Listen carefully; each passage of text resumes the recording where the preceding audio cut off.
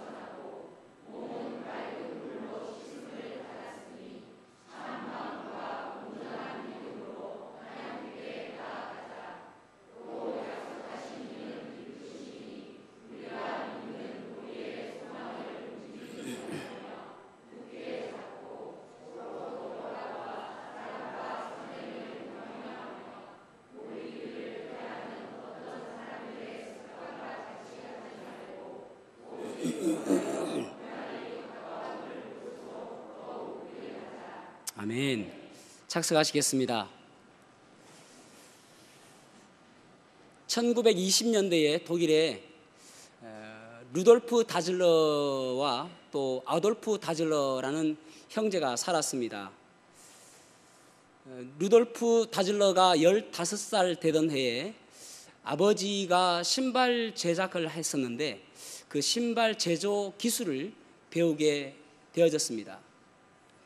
두 형제가 신발을 잘 만드는 법을 배우다가 1936년에 베를린 올림픽에서 미국의 제스 오웬스라는 육상 선수에게 이 신발을 신겨서 출전하게 합니다. 그런데 놀랍게도 이 신발을 신고 사관왕에 등극하게 되어집니다. 그래서 하루아침에 세계 많은 사람들에게 이목이 집중되어지는 신발 회사가 되었습니다. 그리고 나서 1948년에 이제 2차 세계 대전 때에 이 두 형제가 나치 당원에 입당하게 되어집니다.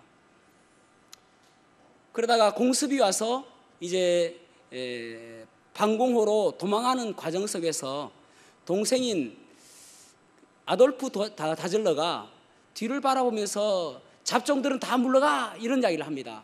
그런데 이 형인 루돌프 다즐러가 자기에게 한 이야기로 오해를 하고 둘이 사이가 급격하게 나빠집니다. 그러면서 이 서로 갈라서게 되어지고 또 회사도 각각 차리게 되어집니다.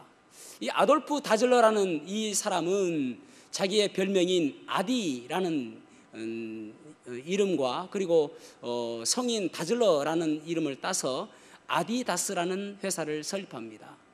그리고 이 루돌프 다즐러는 자기의 이름인 별명인 루디와 그리고 성인 다즐러를 따서 루다라는 회사를 설립합니다. 이후에 이 루다라는 회사는 푸마라는 회사의 이름으로 개명하게 되어집니다. 이 두 회사가 원수처럼 지냅니다. 형제임에도 불구하고 원수처럼 지냅니다. 같은 지역에 있으면서 이제 각기 다른 클럽을 지원하게 되어집니다. 그러다 보니까 각기 같은 지역에 있으면서 이 아디다스가 지원하는 이 클럽 사람들과 또 푸마가 지원하는 이 사람들이 서로 싸우게 되어지고 또 지역 감정도 일으키게 되어지는 그러한 일이 생기게 되어집니다. 그리고 1974년에 이 루돌프 다즐러가 이제 사망하게 되어집니다. 그때까지도 그들은 화해하지 않습니다. 그래서 그들의 유언은 무엇이냐면은 우리가 죽더라도 무덤을 멀찍이 띄워라.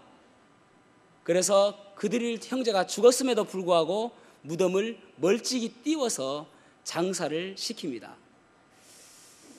그리고 나서 2009년에 이 루돌프 다즐러의 손자인 프랭크 다즐러가 드디어 이제 아디다스의 법률 고문에 취임하게 되어지면서 두 집안이 화해를 하게 되어집니다.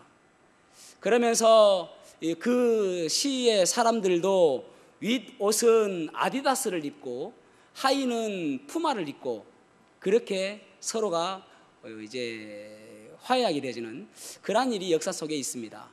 여러분 어떻게 생각하면은 참 별것 아닌데도 불구하고 그 한마디 때문에 형제가 원수가 되어지는 것을 보게 되어집니다. 이것을 어떻게 우리가 이해해야 될까요? 근거가 없기 때문에 그렇습니다. 믿음도 똑같거든요. 믿음도 근거가 없는 믿음은 쉽게 무너질 수밖에 없습니다. 우리가 어떤 확신 가운데서 믿음을 가지고 있느냐는 참으로 중요한 것이죠. 그래서 마태복음 7장에 보면은 근거 없는 믿음은 어떤 것인가? 만약에 모래 위에 집을 지은 집과 같다. 그래서 비가 내리고 바람이 불고 창수가 나고 바닥에서 물이 올라나온다는 말입니다. 그럴 때에 무너짐이 심하다라고 말씀하고 있습니다. 마찬가지로 근거 없는 믿음을 가지고 있으면은 어떤 환란이 오고 어떤 역경이 오고 고난이 왔을 때에 쉽게 무너져 버린다는 것입니다. 그래서 우리가 어떤 근거로 믿음을 가지느냐라는 것은 너무나도 중요합니다. 오늘 히브리서 10장의 말씀에 보면은 우리가 믿음을 가지는 근거가 무엇인가? 오직 예수 그리스도입니다. 그래서 오늘 말씀을 통해서 믿음의 근거 예수 그리스도, 믿음의 근거 예수 그리스도라는 제목으로 말씀을 나누겠습니다. 첫 번째로는 우리가 믿음의 근거인 예수 그리스도를 더 확실히 하기 위해서는 하나님과의 교제의 자리로 나아가야 함을 알 수가 있습니다. 다시 한번요. 우리가 더욱더 믿음의 근거를 가지기 위해서는 하나님과의 교제의 자리에 나아가야 된다. 그렇게 말씀하고 있습니다. 오늘 본문 19절에서 20절 말씀을 같이 읽어보겠습니다. 히브리서 10장 19절에서 20절 시작.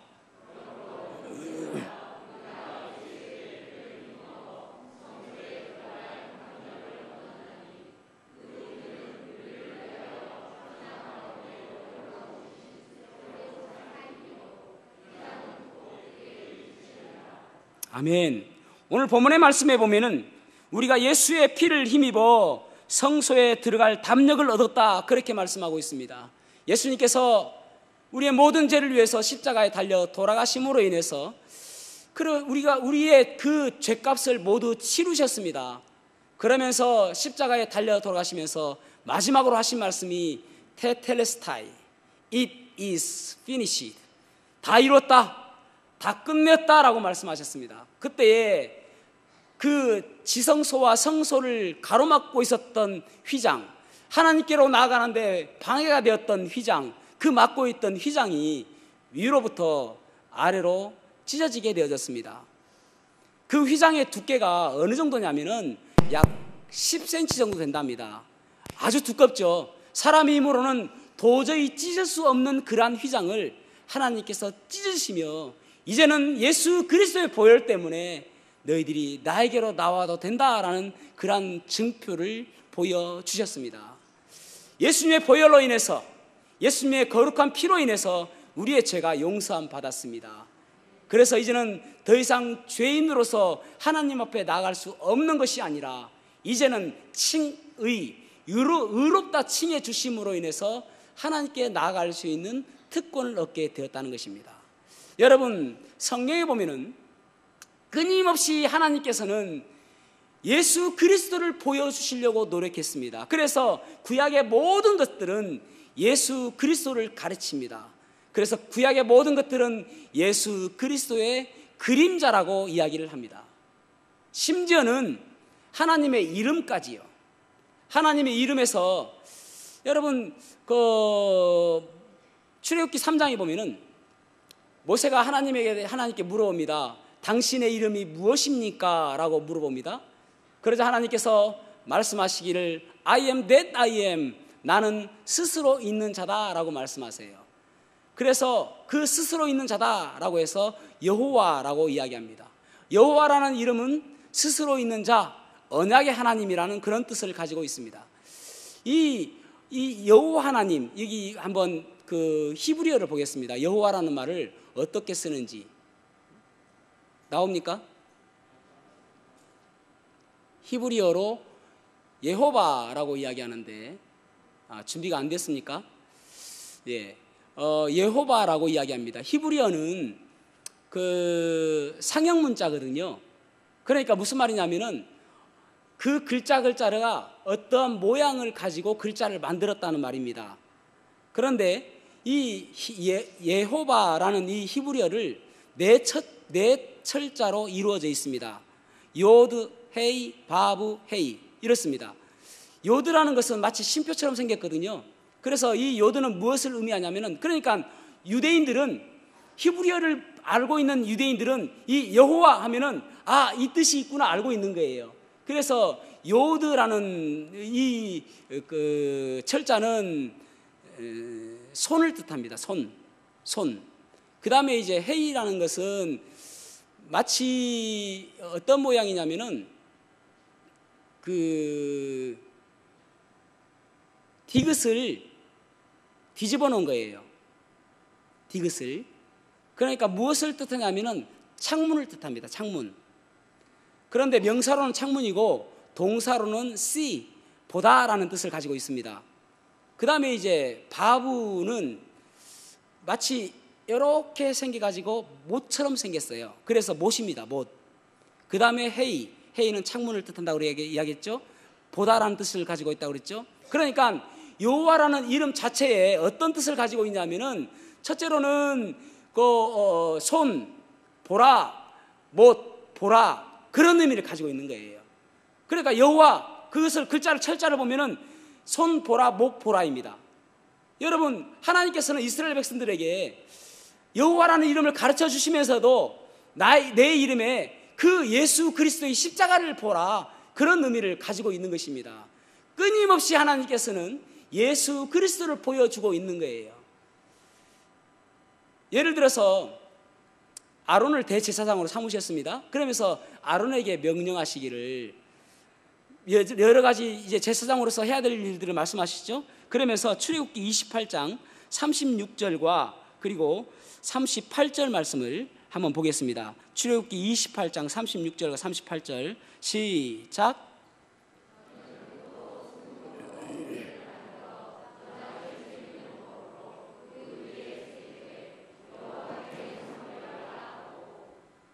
(38절)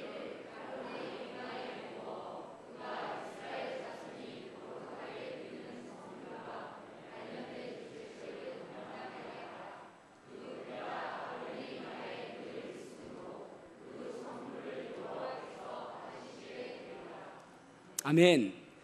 이 말씀은 무슨 말이냐면은, 이 아론에게 뭐라고 명령하시냐면은, 너는 이 순금으로 마치 도장을 새기듯 글자를 새기는데 뭐라고 새기냐면은 여호와의 성결이라는 글자를 새겨서, 그래서 이마에 붙이고 예배를 해야, 제사를 해야 그 제사를 내가 받는다, 그런 말입니다. 그러니까 여호와의 성결이라는 제사가 이마에 붙어 있지 않냐면은 네가 드리는 그 제사를 받지 않겠다라는 것입니다. 다른 말로 이야기한다면은 여호와의 성결이라는 이 단어가 없으면은 내가 너를 만나지 않겠다는 말입니다. 코데시 레 예호바 이런 말입니다. 코데시 레 예호바. 코데시라는 말은 성결, 거룩 이런 말이거든요. 그러니까 원래 기본형은 카도시라는 말입니다. 카도시. 그러니까 거룩, 성결 이렇게 번역할 수 있습니다. 레라는 단어는 전치사입니다. to, for, of 이런 뜻이에요. 그러니까 여호와를 성결, 여호와께 성결, 여호와를 위하여 성결, 여호와의 성결 이렇게 이렇게 해석할 수가 있는 것입니다. 그러니까 이 이마에 붙이고 있는 것이 무엇이냐면은 여호와께 거룩, 여호와를 위하여 거룩, 여호와의 거룩 이렇게 붙이고 나와야 내가 네 예물을 받고 네 성물을 받고 네 제사를 받고 나를 만날 수 있다, 그런 말입니다. 그런데 여러분, 이 여호와의 거룩이라는 단어가 무엇을 의미하냐면은 예수 그리스도를 의미하는 거예요. 예수 그리스도. 그것을 어디에서 알 수 있냐면은, 자, 마가복음 1장 24절 말씀을 보겠습니다. 마가복음 1장 24절. 마가복음 1장 24절 시작.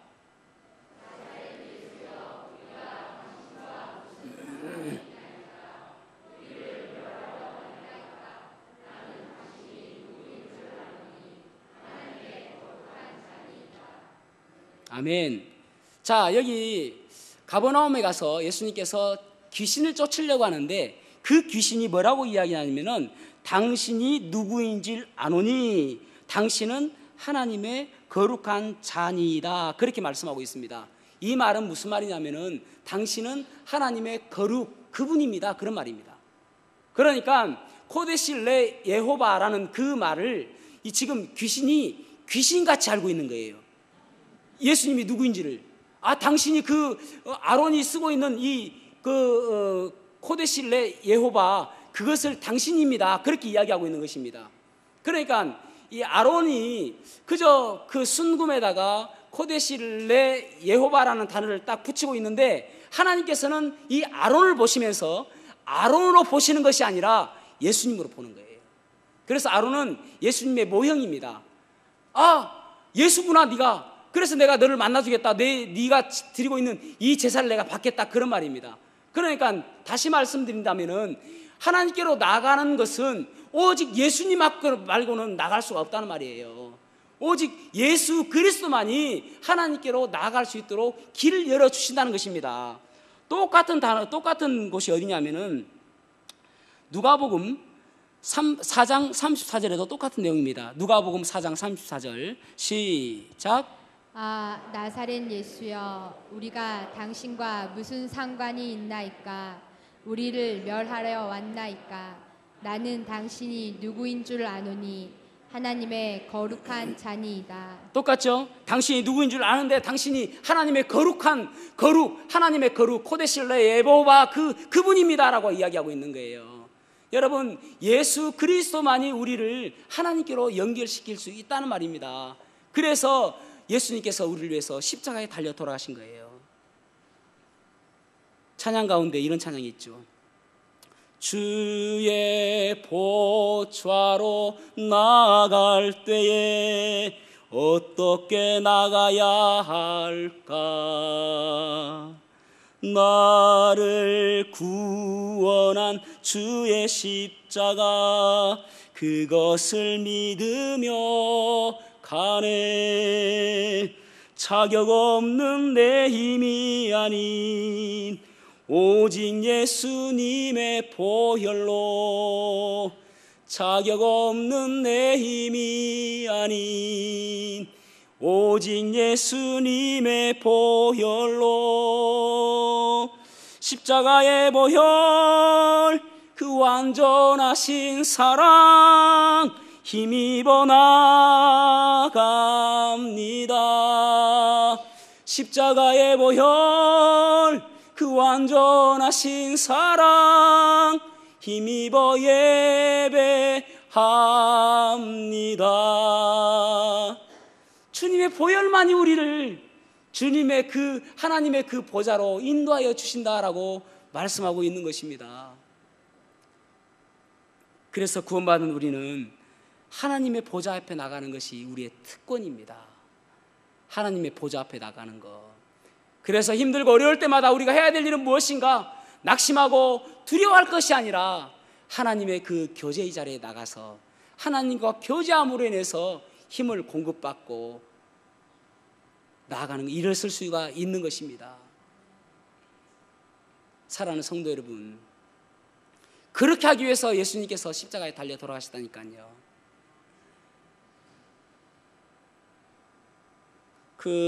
송솔라무라는 사람이 있는데 이름이 솔라무입니다. 송솔라무. 아시는지 모르겠습니다. 이분이 허준이나 또 이산, 그런 이제 동이, 이런 OST 메인 연주자입니다. 메인 연주자. 그리고 작곡가이기도 하고. 송솔라무. 이분이 1988년에 이제 아버지 사업이 부도가 나서 미국 이모집으로 이민을 가게 되어집니다.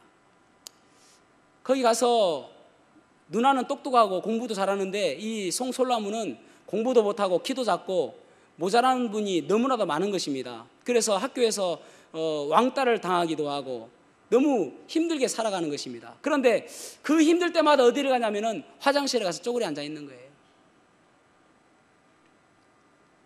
어느 날, 그날도 여느 날과 마찬가지로 이제 아이들에게 왕따를 당하고 힘들어 하다가 화장실에서 쪼그려 앉아 있게 되어집니다. 그런데 그 가운데에서 갑자기 하나님께서 음성을 주시기를 솔라무야 내가 너와 함께 하겠다, 그런 음성이 들려오게 되어집니다. 너무나도 가슴이 벅찼어요. 아무도 나와 함께 하지 않고 나는 외톨이라고 생각했는데 하나님께서 나와 함께 하시겠다라는 그런 음성을 듣는 거예요. 들려주시는 거예요. 그래서 너무나도 기쁜 마음에 나오는데 저 앞에 보니까 밴드부에서 선생님이 플룻을 아이들에게 가르쳐주고 있는 거예요. 그래서 가서 선생님에게 이야기했습니다. 저도 플룻을 좀 배우고 싶습니다. 가르쳐주세요 하니까 선생님이 흔쾌히 그래 내가 가르쳐주겠다 해서 배우게 된 것입니다. 그런데 여러분, 이 송솔라무가 13살 때에 줄리어드 프리스쿨에 그 연습용 플룻을 들고 가지고 시험을 보는 거예요. 그러니까 시험관들이 그거 보고 너무 웃긴 것입니다. 전부 다 뭐 플룻 하면 엄청 비싼 걸 가져오는데 연습용 가져와서 지금 시험을 보고 있으니까, 그런데 합격했어요. 놀랍게도.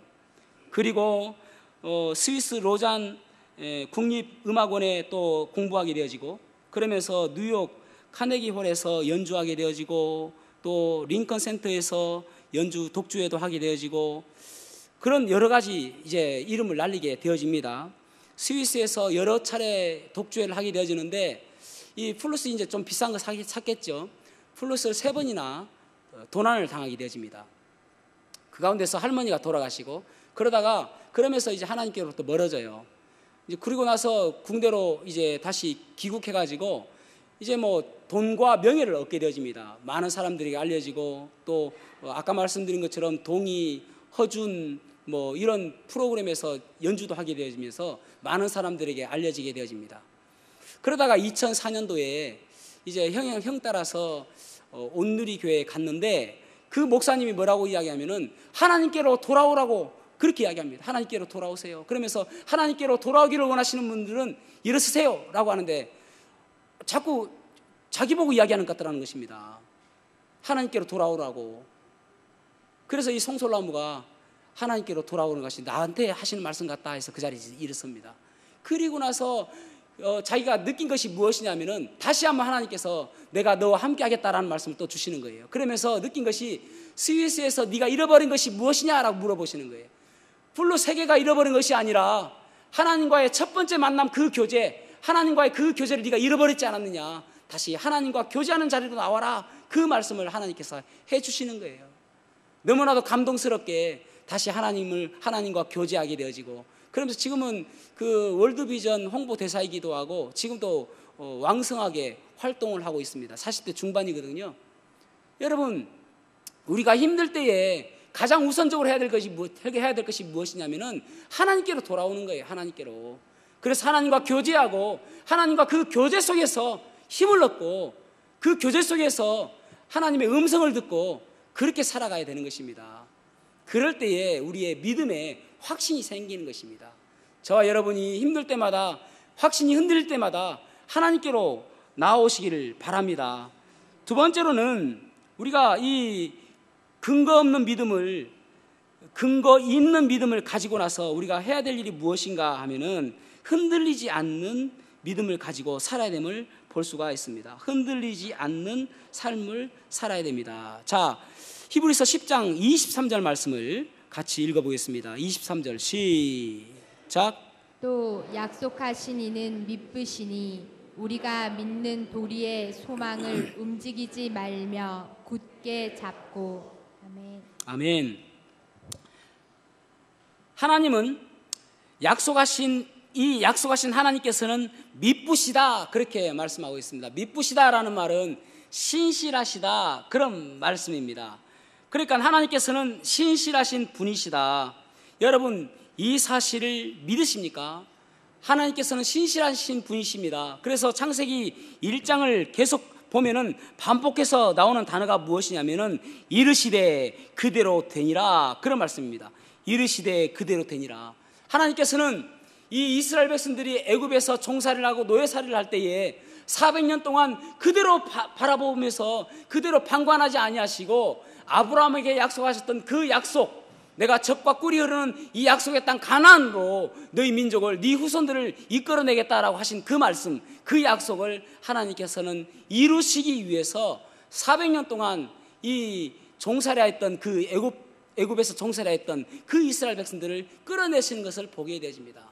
하나님께서는 한 번도 그 약속을 잃어버리시지 아니하십니다. 그리고 마지막 때에도 하나님께서는 지금 흩어져 있는 디아스포라 유대인들을 결국은 이스라엘 땅으로 인도하실 것을 우리는 믿습니다. 그것이 이스라엘의 회복입니다. 이것은 하나님의 신실하심, 약속하심이거든요. 마태복음 5장 18절에 보면은 진실로 너에게 이르노니 천지가 없어지기 전에는 율법의 1.1획도 결코 없어지지 아니하고 다 이루리라, 그렇게 말씀하고 있습니다. 민수기 23장 19절에도 보면은 하나님은 사람이 아니시니 거짓을 하지 않으시고 인생이 아니시니 후회가 없으시도다. 어찌 그 말씀하신 바를 행하지 않으시며 하신 말씀을 실행하지 않으시랴, 그렇게 말씀하고 있습니다. 하나님은 약속에 신실하신 분이심을 여러분 믿으시길 바랍니다. 그래서 그 하나님의 약속을 믿고 나갈 때에 우리가 믿음에서 흔들리지 않는 것입니다. 여기 보면은 우리가 믿는 도리, 이 도리의 소망, 이렇게 말씀하고 있죠. 우리가 믿는 도리의 소망. 우리가 믿는 도리의 소망은 무엇입니까? 우리가 믿는 도리의 소망은 사도행전 16장 31절 말씀처럼 주 예수를 믿으라, 그리하면 너와 내 집이 구원을 얻으리라 하셨잖아요.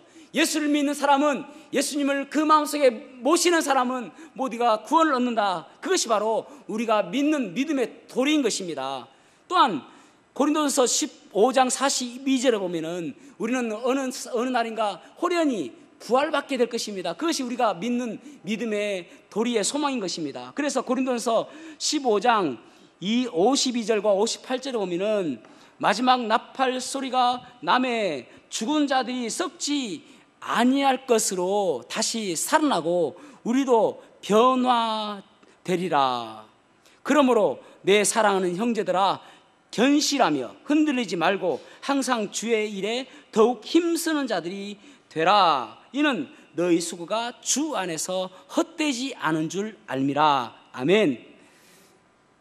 이 마지막 때가 될 때에 우리가 흔들리지 아니하고 견실하고 흔들리지 아니하며 그렇게 살아가면은 이것이 우리가 헛되지 않는다, 그렇게 말씀하고 있습니다. 또 우리가 믿는 믿음의 소망, 믿음의 도리의 소망이 무엇입니까?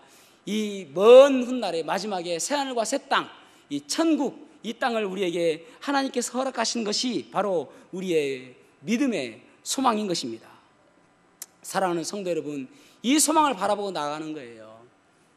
그럴 때에 우리가 힘들고 어렵다 하더라도 지치지 않는 것입니다. 낙심하지 않는 것입니다.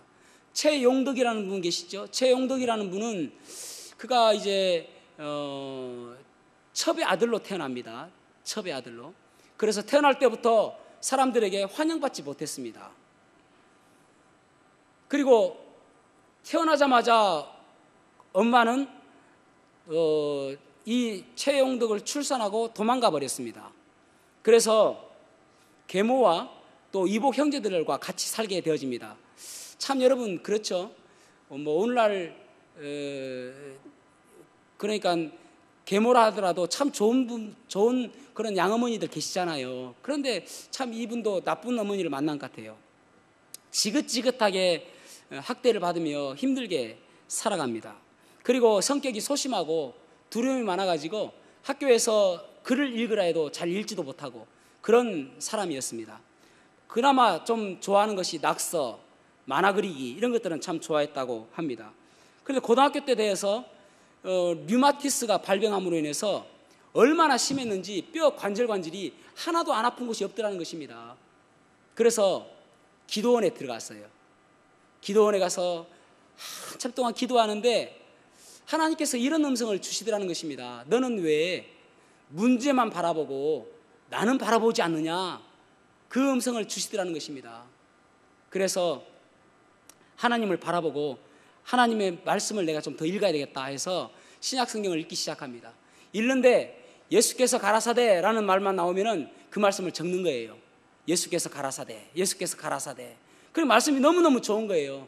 그러다가 딱 꽂힌 말씀이 무엇이냐면은 이 예수님께서는 이 제자들 보니까 한심하거든요. 쪼다 같은, 제가 쓰는 표현이 아닙니다. 여기 있는 글이 그래요. 쪼다 같은 제자들도 예수님은 사랑하셨다. 그래서 나도 예수님께서 사랑하시겠구나. 그 말씀을 그가 깨닫게 되어지는 것입니다. 그러면서 주시는 말씀이 로마서 8장 28절 말씀.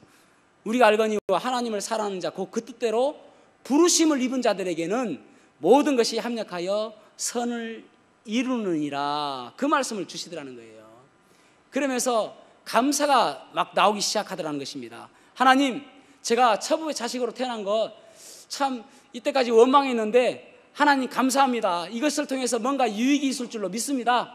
하나님, 제가 류마티스 걸렸는데 이것을 통해서 하나님 감사합니다. 이거 고쳐주셔도 감사하고 안 고쳐주셔도 감사합니다. 이것을 통해서 하나님 유익을 주실 줄로 믿습니다. 하나님, 제가 쪼다 같은 그런 아주 부족한 부분이 많은데 이것을 통해서 하나님 유익을 주실 줄로 믿습니다. 감사합니다. 그렇게 하고 딱 일어섰는데 발이 멀쩡한 거예요.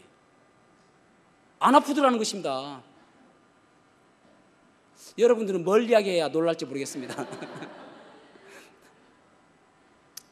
그래가지고 이분이 이제 무엇을 하냐면은 여러분도 잘 아시잖아요. 그 찬미 1000, 찬미 1500, 찬미 2000 이런 책들 있잖아요.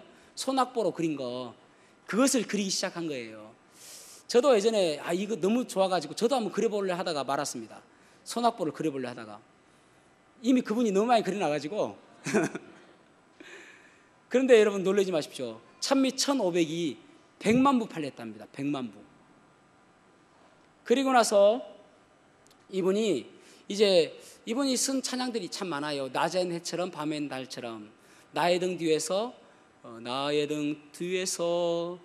나를 도우시는 분, 이런 찬양이나 하나님 한 번도 나를 실망시킨 적 없으시고, 이런 찬양이나 나의 힘이 되신 여호와여, 이런 찬양이나 이런 찬양들이 다 이분이 쓰신 거예요.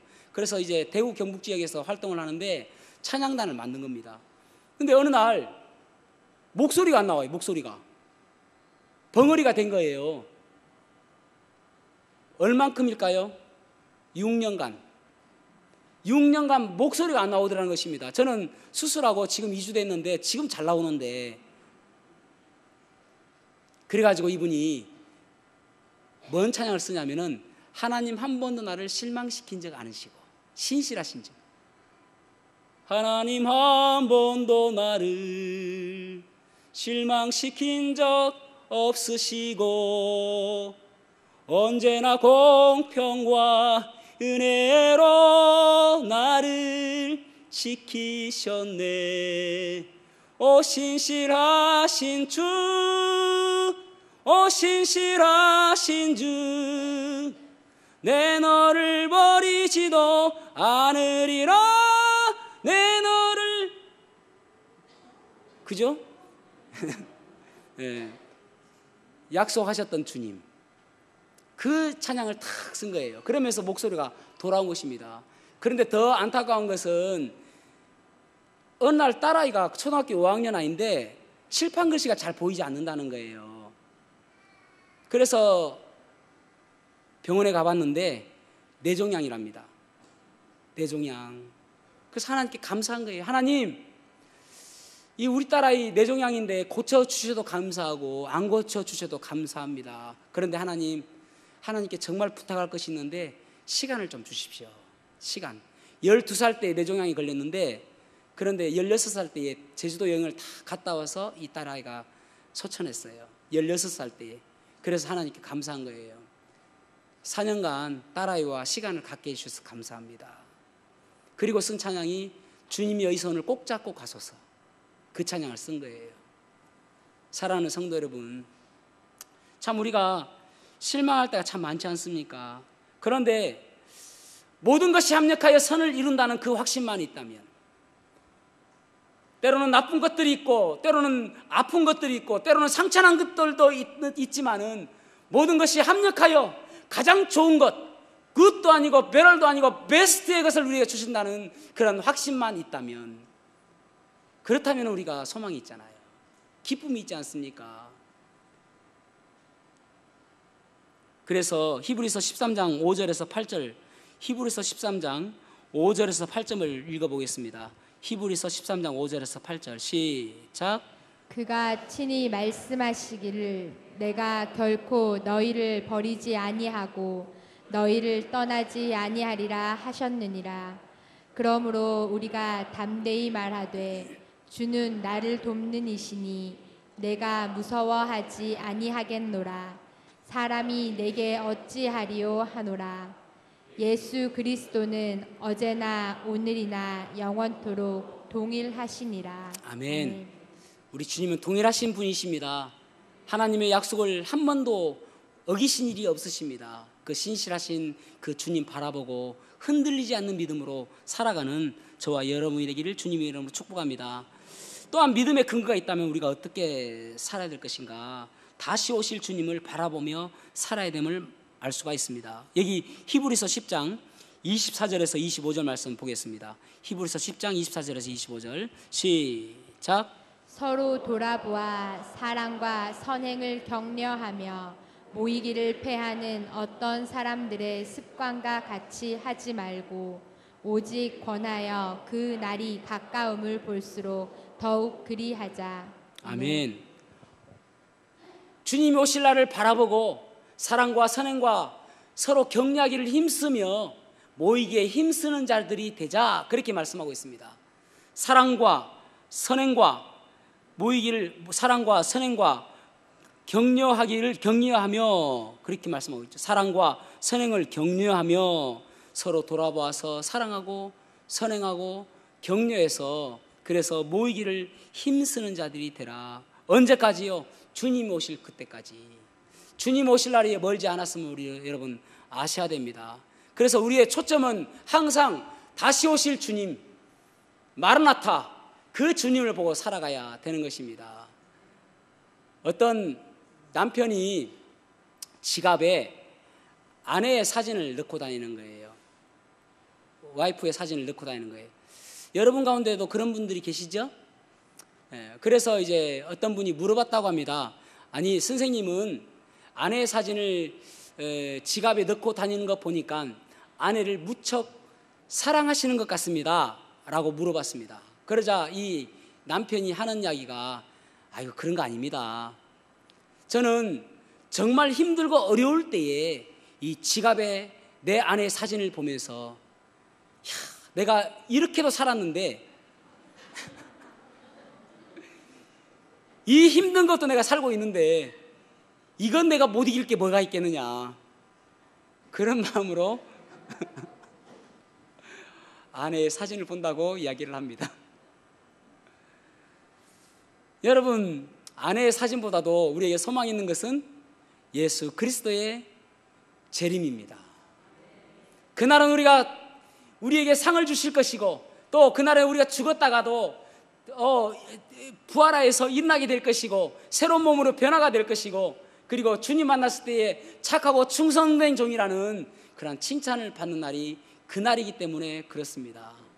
사랑하는 성도 여러분, 주님께서 오실 날이 멀지 않았기 때문에 더욱더 모이기에 힘쓰는 우리들이 되기를 소망합니다. 여러분, 우리는 그저 근거 없는 믿음을 가지고 있는 것이 아니에요. 우리는 근거 있는 믿음을 가지고 있습니다. 예수 그리스도의 보혈로 하나님 앞에 담대히 나갈 수 있고, 그것 때문에 우리는 흔들리지 않는 믿음을 가질 수 있고, 또 그저 막연하게 살아가는 것이 아니라 언젠가는 주님 오실 날을 바라보며 주님으로부터 우리는 보상을 받고 격려를 받고 칭찬을 받는 그날이 있기에 우리에게 소망이 있는 것입니다. 저와 여러분이 이 근거 있는 믿음으로 날마다 승리하는 삶 사시기를 주님의 이름으로 축복합니다. 기도하시겠습니다.